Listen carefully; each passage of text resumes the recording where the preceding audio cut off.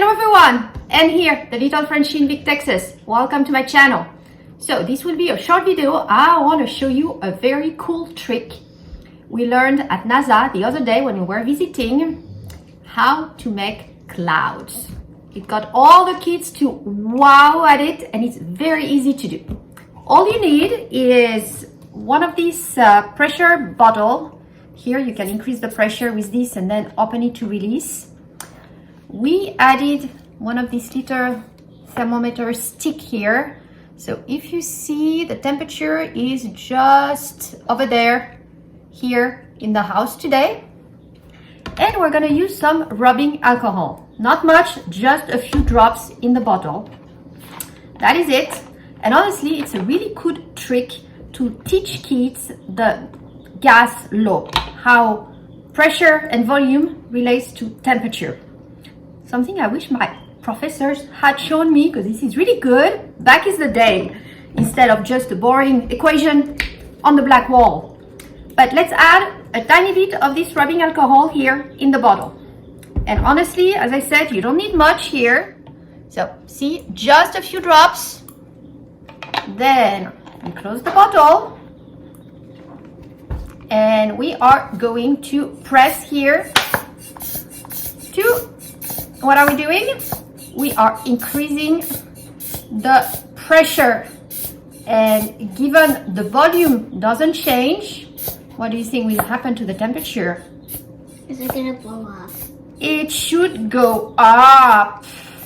Yes, it should. It is already here going up slightly to 24. It was at 23, it's going to 24, and it's tough. I can't do it anymore. So what I'm gonna do here for you is I'm gonna release the pressure by opening it. And close it immediately. And closing it very fast. I got my daughter watching here and she knows the trick. Okay, let me do it like this so that you see.